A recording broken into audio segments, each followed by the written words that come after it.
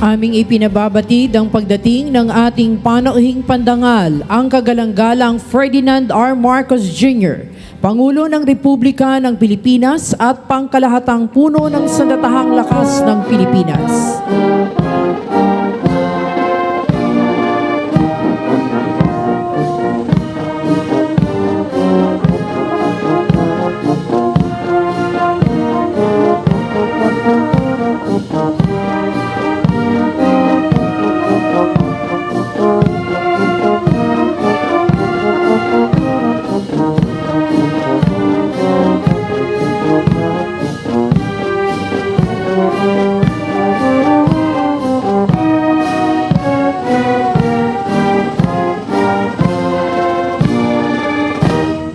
Isasagawa po ang marangal na pagdating ng panauhing pandangal. Mangyaring magsitayo ang lahat. Handa, dala, kalis. Tanghal. Ta! Kalapunan, mga pinunot kawal. Tanghal. Ta!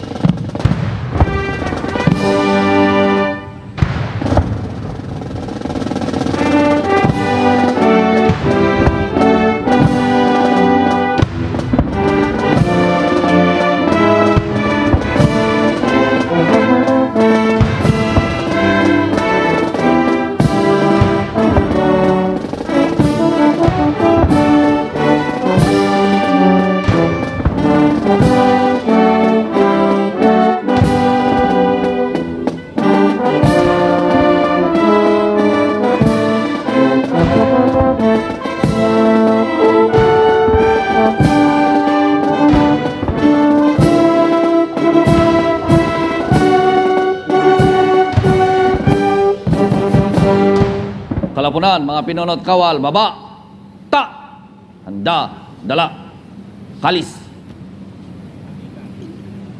Baba, ta.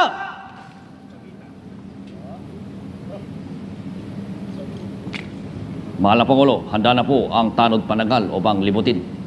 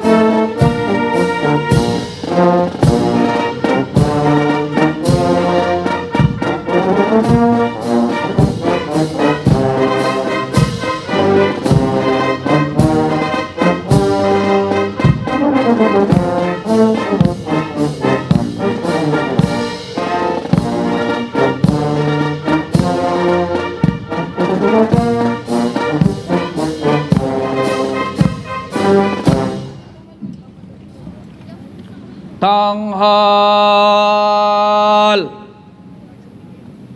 Ta. Kalapunan, tanghal. Ta. Kalapunan, baba. Ta. Handa, dala, kalis. Baba. Ta.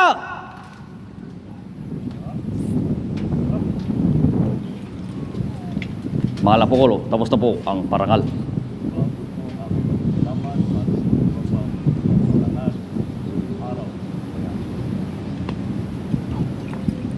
Mga kasama, pinapaabot na ating mahal na Pangulo, kagalang-galang Ferdinand R. Marcos Jr., Pangulo, Republika ng Pilipinas, ang kanyang taos-pusong pasasalamat sa ginawa nating parangal sa kanya sa umagang ito. Baba, kalis. Mga kababayan, ang Pangulong Ferdinand R. Marcos Jr.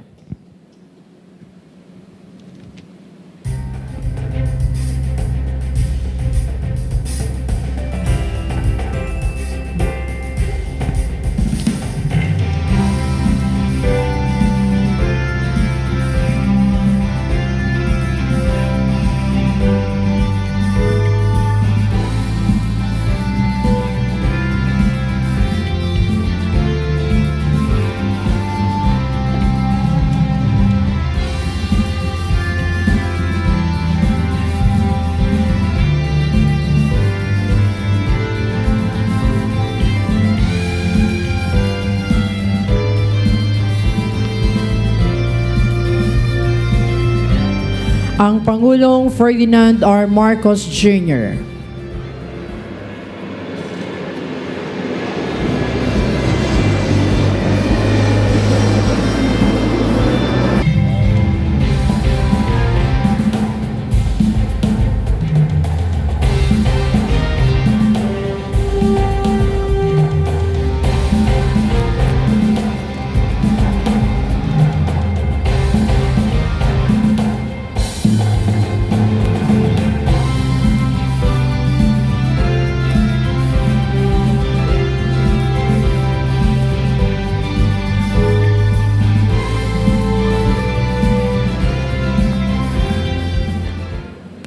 Dadako po tayo sa seremonya sa pagtataas ng watawat.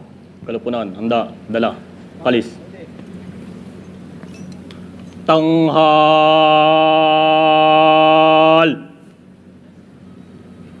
Ta! Kalupunan, mga pinuno at kawal, tanghal, ta! Mga kababayan, ang pambansang awit ng Pilipinas.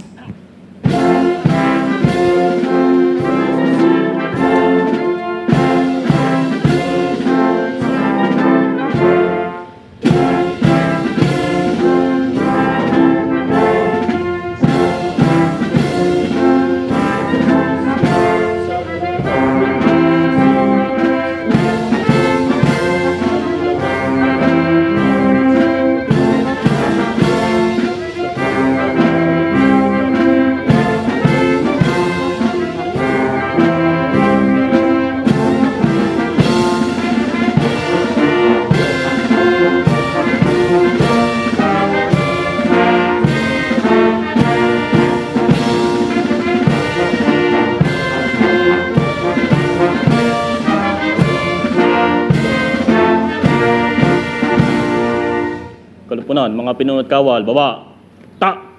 Handa, dala, kalis. Baba! Ta!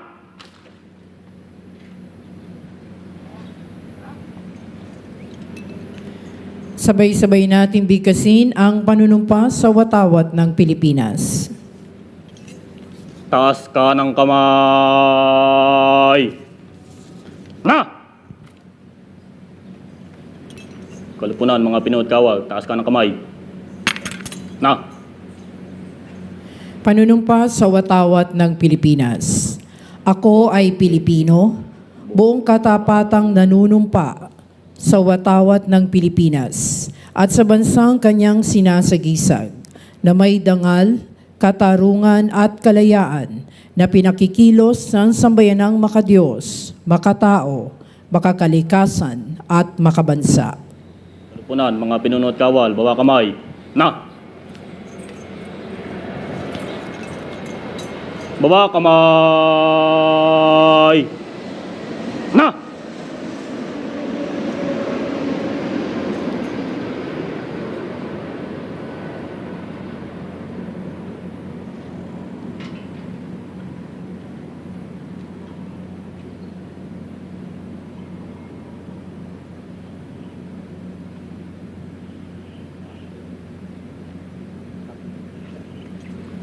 Baba. Kalis. Awitin natin ang himno para sa bagong Pilipinas.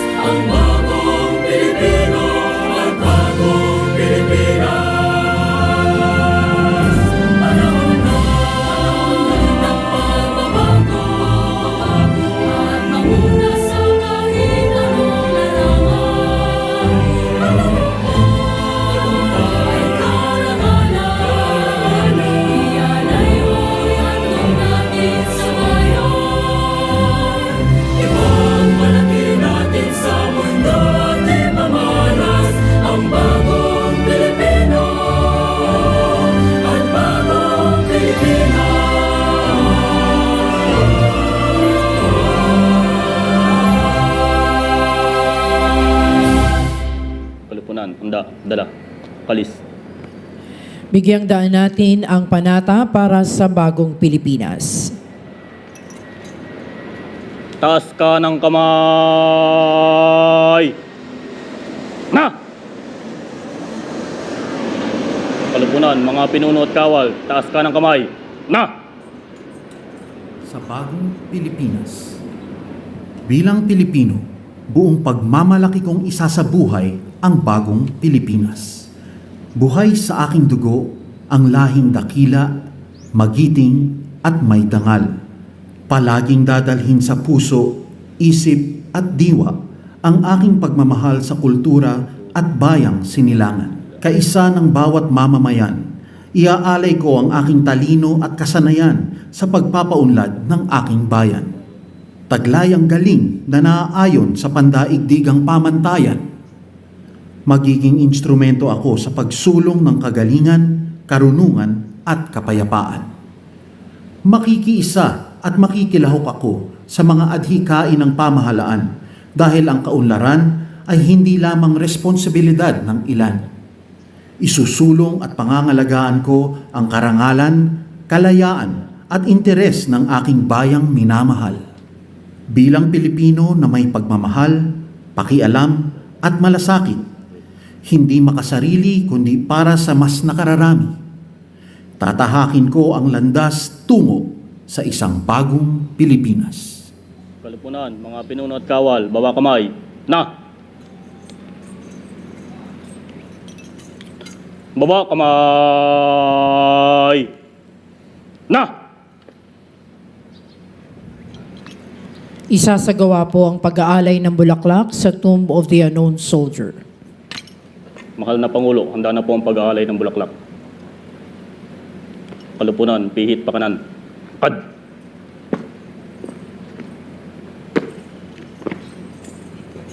Pangungunahan ng ating Pangulong Ferdinand R. Marcos Jr. ang pag-aalay ng bulaklak. Makakasama ng Pangulo si Teniente General Antonio G. Navarrete, namumunong general ng Hukbong Katihan ng Pilipinas. Sasaksihan ito ni nakalihim tagapagpaganap Lucas P. Bersamin, tanggapan ng kalihim tagapagpaganap, kalihim Gilberto C. Chodoro Jr., kagawaran ng Tanggulang Pambansa, tagapangulo Regalado Trota Jose Jr. ng Pambansang Komisyong Pangkasaysayan ng Pilipinas, at punong lungsod Maria Laarni Lopez Cayetano ng Pamahalaang Lungsod ng Taguig.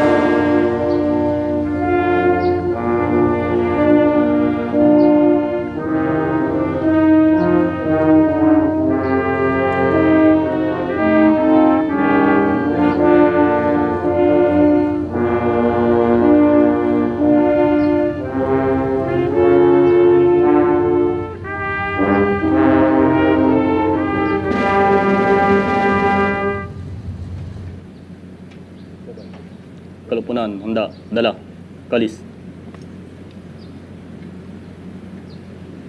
Tanghal!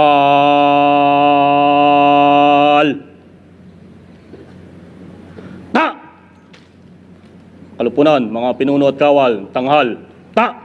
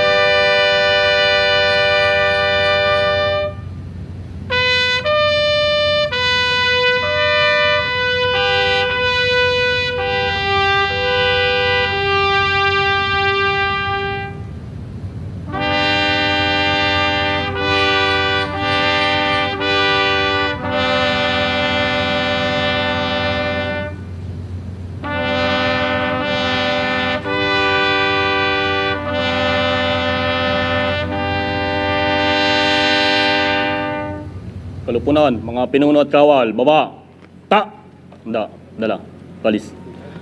Baba, ta!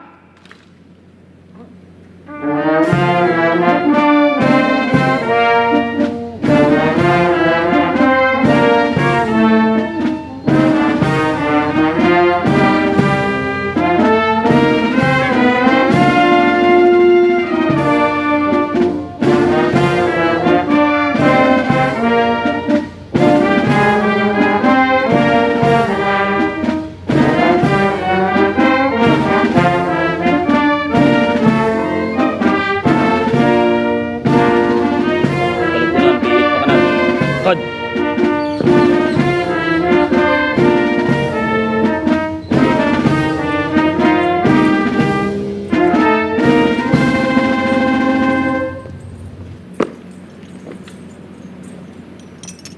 Tanghal.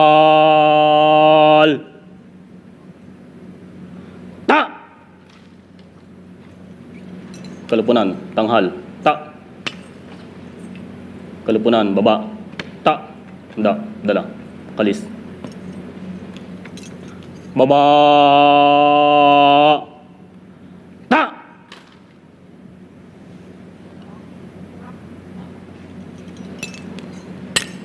Mahal na Pangulo, tapos na po ang pag-aalay. Baba, kalis. Handa. Diyan po nagtatapos ang pag-aalay ng Bulaklak. Sumalikod. And in a short while, we'll begin with the program proper in commemoration of the National Heroes Day with the theme Isang Diwa, Isang Lahi, Isang Bayanihan.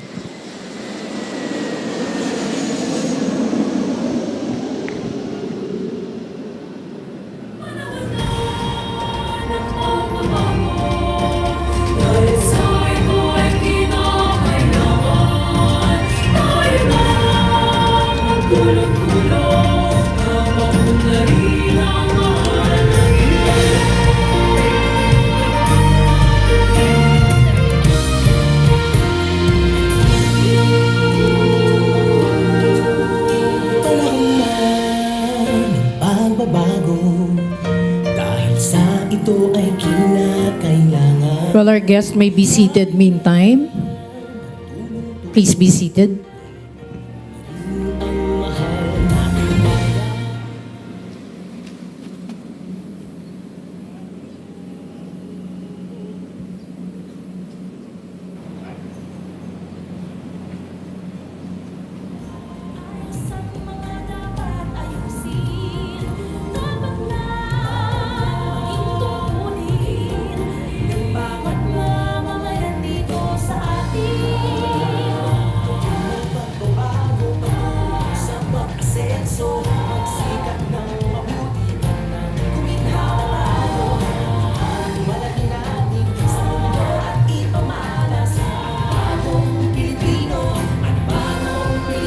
As we now proceed with this morning's program proper, may we now enjoin everyone to stand for the prayer with Brigadier General Daniel D. Tansip, Chief Chaplain Service Armed Forces of the Philippines, officiating. To God be all the glory and praise and thanksgiving. Let us pray. O God, Almighty Father, Sovereign Lord of nations and generations, Creator of life, of history, and fount of all wisdom, on this sacred morning we gather upon this hallowed field of crosses, a solemn ground that bears silent witness to the valor of those who offered the full measure of devotion for the Republic of the Philippines. Here we do not merely remember, we renew with utmost devotion and commitment. We lift our hearts in profound gratitude for the sacrifices of our national heroes, known and unnamed, whose courage and convictions became the bedrock of the freedom we now safeguard. May their lives remind us that liberty is not inherited, it is earned, upheld, and continually defended by each generation. Infuse us, O God, with the same unyielding spirit that shaped their deeds, that we too may become builders of the nation they dream, anchored not merely in memory, but in purpose, and not merely in pride, but in service. Today, under the guiding vision of a Bagong Pilipinas, we recognize that the call to heroism endures in the soldier's vigilant watch, in the worker's honest labor, in the teacher's quiet sacrifice, in the farmer's untiring soil, in reconciling healing words across lines of belief and history. May the principle voiced by our leaders, especially the call of President Ferdinand R. Marcos Jr. for unity, integrity, and resilient governance, resound not only in public institutions, but also in the chambers of every Filipino hearts. May we embody his vision of a nation strengthened not by clamor of ambition, but by the discipline of duty. Grant us, O Lord, the clarity to understand that nation building is not a moment but a mission, a daily unfolding of commitment that binds past, present, and future. Guide us with your divine light as we endeavor to protect our sovereignty, preserve our patrimony, and pursue the promise of inclusive progress. Let every act of service we render be a tribute to those who came before us, a legacy for those yet to come. We ask all this in the name of your Son, Jesus Christ, and the Holy Spirit, one God, forever and ever. Amen. Thank you. Please be seated. Sa paggunita sa Pambansang Araw ng mga Bayani, atin pong pakinggan ang pambungad na pananalita ng Punong Lungsod Maria Laarni Lopez Cayetano, ng Lungsod ng Taguig.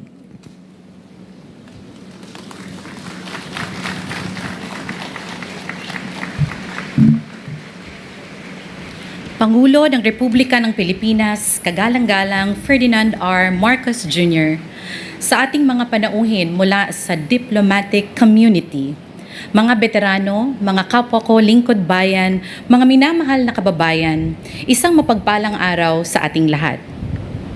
Ngayon, sa lungsod ng Taguig, tayo ay natitipon upang gunitain ang Pambansang Araw ng mga Bayaning Pilipino. Ang temang isang diwa, isang lahi, isang bayanihan ay isang paalala na ang tunay na lakas ng sambayan ng Pilipino ay nakaangkla sa pagkakaisa. Pagkakaisa na siyang legasiya ng ating mga bayani noon hanggang ngayon. History would show us that solidarity and heroism reinforce each other in many ways. At every turning point in our nation's story, victories against oppression were not solely the result of the courage of a few individuals, but of the collective action of an entire people. In this way, every act of heroism becomes far more powerful when it is rooted in unity. Ang araw na ito ay simbolo ng ating walang hanggang pasasalamat sa mga nag-alay ng buhay at patuloy na nagbubuwis ng lakas para sa ating kalayaan at seguridad. Patuloy nating ginugunita ang araw na ito sapagkat ang ating mga bayani ang siyang dahilan kung bakit malaya at nananatiling malaya ang ating bansa. Bilang punong lungsod ng Taguig, malaking karangalan na maging bahagi ng pagtitipong ito. Sa aming lungsod, hindi lamang namin kinikilala ang ating mga bayani, kundi sinisikap din naming ipamana ang kanilang mga aral, ang tapang, ang dangal, at ang malasakit sa mga susunod na henerasyon. And if we reflect on it, heroism does not end on the pages of our history. It continues in the contemporary time. Modern-day heroism can be seen in doctors and nurses who tirelessly serve our fellow Filipinos in need of care. It is present in teachers who wholeheartedly guide our youth, in soldiers and police officers who safeguarded peace, and overseas Filipino workers and police officers who safeguard or sacrifice for their families and for our nation, and in every ordinary citizens who show compassion to others. Today, heroism is not always about laying down one's life, but about daily fulfillment of duty and the choice to act with care and concern for others. Mga ginigiliw kong kababayan, ang diwa ng araw na ito ay hindi lamang tungkol sa nakaraan. Ito ay gabay para sa kasalukuyan at inspirasyon para sa ating kinabukasan. Naway manatili sa bawat isa sa atin ang diwa ng kabayanihan at pagkakaisa. Sa ganitong esensya, ang hamon ng ating mga bayani ay maging bayani rin para sa ating sariling paraan.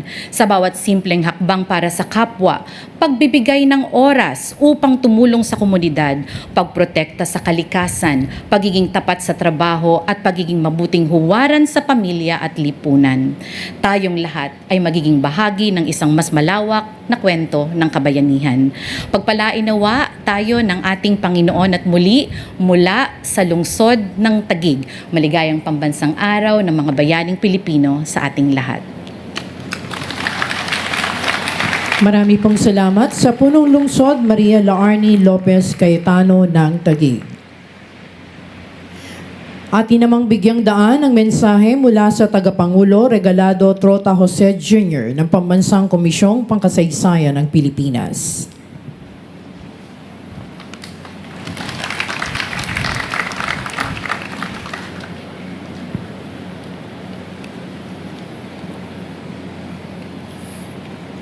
His Excellency President Ferdinand R. Marcos Jr., distinguished members of government, representatives of our armed forces, diplomats, esteemed guests, fellow Filipinos.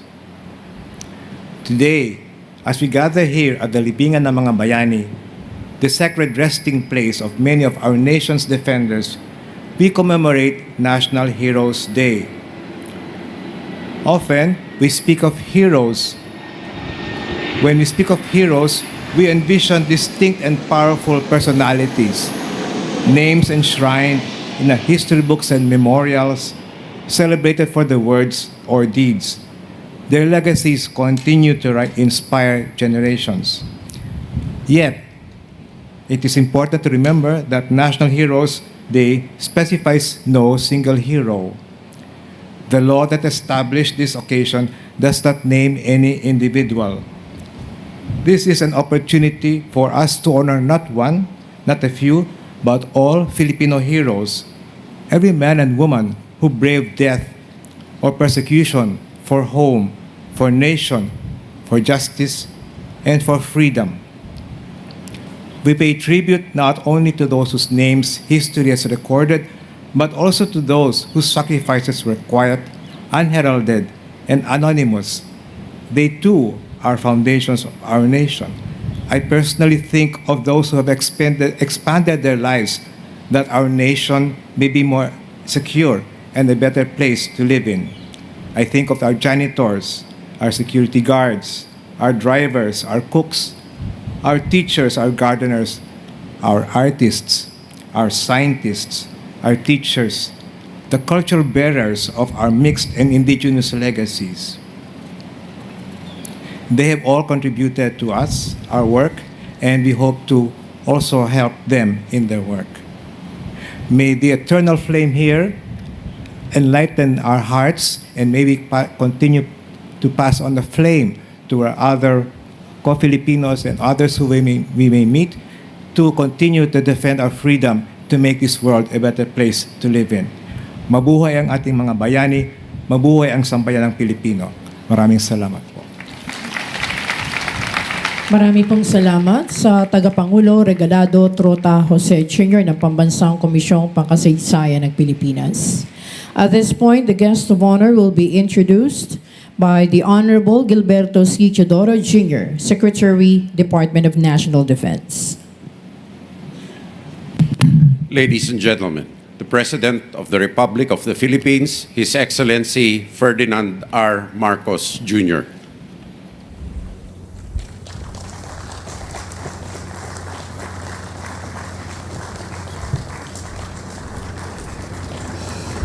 Thank you to our National Defense Secretary, Secretary Gilbert Chodoro. Please be seated. The Executive Secretary, Secretary Luke Bersabin, and the members of the Cabinet here present, His Excellency the Most Reverend Charles Brown, and the most esteemed members of the Diplomatic Corps, honorable members of Congress, National Historical Commission of the Philippines Chairperson Regalado Jose Jr., Taguig City Mayor Maria Laarni Cayetano, and the heads of all the different services, and the Philippine National Police Chief Nick Torre, Philippine Coast Guard Commandant Ronnie Hill Gavan, the Philippine Army Commanding General Antonio G. Navarrete, and other major service commanders, fellow workers in the government, and our beloved veterans. Ladies and gentlemen, distinguished guests, magandang araw po sa inyong lahat. Noong taong 1898, ipinagpalit ng isang ginang na guro mula Iloilo ang simpleng buhay upang ipaglaban ang kalayaan ng bansang Pilipinas. Siya si Teresa Magbanwa o Nanay Isa, ang tinaguriang Visayang Joan of Arc. Sa kabila ng kanyang pribilehiyong makakuha ng mataas na edukasyon at maging maestra, mas pinili niyang itaguyod ang mga karapatan ng bawat Pilipino. Sa gitna ng panganib at sa bawat pagsubok, hindi siya sumuko. At hanggang sa kanyang pagtanda, patuloy siyang naging sandigan ng mga sundalo at gerilyang lumaban para sa bayan. Isa lamang siya sa libo-libong Pilipino na nagbuwis ng buhay, seguridad at kabuhayan para sa kalayaang ating tinatamasa. Ngayong araw ng mga bayani, binibigyang pugay natin ang mga Pilipinong hindi na isulat ang pangalan sa mga pahina ng kasaysayan, ngunit naging mitya at apoy na bumuhay sa ating kasarinlan. Kinikilala rin natin ang mga Pilipinong tapat na naglilingkod, nagmamalasakit at nagmamahal sa ating bansa. Sila ang nagsisilbing paalala sa ating lahat na ang kabayanihan ay nananalaytay pa rin sa ugat ng bawat sa atin para sa bayan. Sa tuwing may ginagawa tayong hindi para sa atin sarili, kundi para sa ikabubuti ng ating kapwa Pilipino, ito ay sinasambit natin. Kahit minsan, ginagawa nating biro, ngunit masarap sambitin para sa bayan. Ganun pa naman, may iilan pa rin sa atin ay mas pinipili ang sarili na interes at kapakanan kaysa sa bayan at sa kapwa Pilipino. Kasabay ng paglipas ng panahon ay ang pagsibol ng mga bagong hamon na kailangan nating harapin. Hindi lang pagpapalakas ng ating depensa ang kailangan nating tutukan upang maalagaan ating kalayaan. Kailangan din natin labanan ang banta ng katiwalian at pang-aabuso sa kapangyarihan ng ating lipunan. Dahil hindi lamang salapi ang kanilang ninanakaw, kundi pati ang kalusugan, pangarap at kinabukasan ng mga susunod na henerasyon na Pilipino. Kaya't hindi natin dapat ipagwalang bahala ang maliliit na panlilinlang Sapagkat, kung paulit-ulit, ito'y pinapalampas natin, unti-unti nitong sinisira ang ating lipunan nang hindi natin namamalayan. Bilang Pilipino, may pananagutan tayo sa ating bansa na maging mas mapanuri sa mga mali, na isiwalat ang panloloko at panindigan ang alam nating tama kahit hindi ito madali. Ito rin ay pagkakataon upang gisingin ang kamalayan ng kabataan tungkol sa kanilang tungkulin sa bayan. Gabayan natin sila upang maging mas mapanuri sila sa mga suliranin sa ating lipunan. Kung hindi natin maihahanda ang kabataan sa pagtatanggol sa ating kalayaan, ipinagkakanulo natin hindi lamang ang sakripisyo ng ating mga bayani, kundi pati na rin ang kinabukasan ng ating bansa. At sa hangaring ito ang pangako ng inyong pamahalaan. Hindi namin kayo iiwan. Pananagot din namin ang lahat ng sangkot sa anomalya at katiwalian. Ilalabas natin ang buo at pawang katotohanan at titiyakin natin hindi na mauulit ang kawalan ng respeto at malasakit sa taong bayan. Kaya't magtulong-tulong tayo upang labanan ng korupsyon, labanan ng pag-aabuso sa tungkulin, labanan ang pagyurak sa ating karapatan. Sapagkat ito lamang ang paraan upang matamasa natin ang mas maunlad, mas makatarungan at mas matatag na bagong Pilipinas. Mabuhay ang ating mga bayani, mabuhay ang sambayanang Pilipino. Maraming salamat po. Marami pong salamat sa Pangulong Ferdinand R. Marcos